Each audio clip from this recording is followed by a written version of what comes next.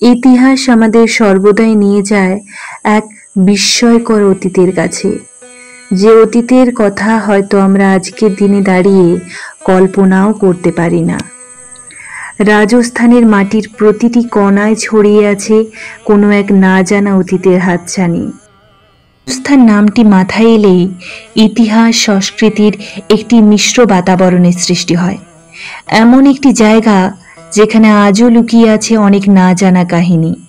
চলুন আজ আপনাদের সাথে পরিচয় করাই রাজস্থানের একটি অদ্ভুত দুর্গের সাথে, যার নামের সাথে জড়িয়ে আছে এক অমীমাংসিত গুপ্তধনের কথা, জয়গড় দুর্গ, যা কিনা বিজয়ের দুর্গ হিসেবেও পরিচিত। এটি অবস্থিত রাজস্থানের জয়পুরে। 1726 সালে জয় সিং দ্বিতীয় এটি নির্মাণ করেন আমের দুর্গ বা আম্বার দুর্গের সুরক্ষা প্রদান হেতু।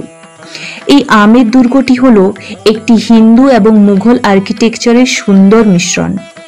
জয়গড় দুর্গটি ছিল মূলত একটি সামরিক দুর্গ, যেটি আমের দুর্গের পাশাপাশি জয়পুর শহরকেও সুরক্ষা প্রদান করত। আমের দুর্গ এবং জয়গড় দুর্গের মধ্যে একটি সুড়ঙ্গ পথের নির্মাণ করা হয়। এটি ছিল রাজপুতদের কামান তৈরি করার একটি গুরুত্বপূর্ণ ঘাঁটি, বিশেষত জয়বন কামান। এটি একটি বিশালকার চাকার উপর নির্মিত এবং বর্তমানে এই জয়বন কামান হল এশিয়ার সবথেকে ভারী কামান। এই কামানের মধ্যে প্রায় 60 লক্ষ গ্যালন জল ধরা যেত। এই দুর্গটি হল রাজপুতদের সামরিক চেতনার একটি অনন্য দৃষ্টান্ত। এই জয়গড় দুর্গের নির্মাণ করা হয় বেলে পাথর দিয়ে, যার দৈর্ঘ্য 3 কিমি এবং প্রস্থ 1 কিমি। উঁচু দেয়াল, সুরক্ষা ফটক, আক্রমণ প্রতিহত করার সুব্যবস্থা ছিল এই দুর্গে। এর বিশাল উঠান এবং তার আশেপাশের প্রাকৃতিক সৌন্দর্য মোহিত করে দেওয়ার জন্য পর্যাপ্ত। দুর্গের প্রাচীর বেয়ে ওঠার সাথে সাথেই দেখা যায় দুর্গম আরাবল্লী পর্বত, বিস্তৃত জয়পুর শহর এবং শান্ত মাওতা হ্রদ। দীর্ঘদিন ধরেই এই জয়গড় দুর্গটি গুপ্তধনের আখ্যানের সাথে যুক্ত। যেহেতু দুর্গটিতে একসময় প্রচুর রত্ন সম্পদ সংরক্ষণ করা হতো, তাই কথিত আছে যে এখনও সেই সম্পদ রয়েছে। এই দুর্গে প্রাক্তন প্রধানমন্ত্রী ইন্দিরা গান্ধীর নির্দেশে গুপ্তধনের সন্ধানও করা হয়েছে এবং এই তল্লাশির ফলাফল নিয়েও দ্বিমত রয়েছে। কেউ কেউ মনে করেন গান্ধী সমস্ত ধনসম্পদ নিজে বাজেয়াপ্ত করেছেন। অন্য সূত্রে দাবি এখানে কোনো গুপ্তধন নেই, বা থাকলেও তার সন্ধান পাওয়া যায়নি। এই বিষয়ে জয়পুরের রাজমাতা গায়ত্রী দেবীর সাথে ইন্দিরা গান্ধীর দ্বন্দ্ব ছিল শিরোনামে।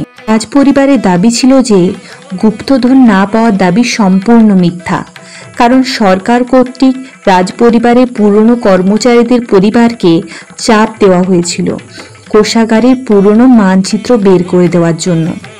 রাজপরিবার এও অভিযোগ করেন যে জয়গড় কেল্লা থেকে নিয়ে যাওয়া সম্পত্তির মধ্যে যশোরেশ্বরী কালী মন্দিরের মা কালীর অলঙ্কার ছিল। রাজা প্রথম মানসিংহ সপ্তদশ শতকে বাংলা থেকে যশোরেশ্বরী কালীর বিগ্রহ নিয়ে স্থাপন করেছিলেন তার আমের প্রাসাদে।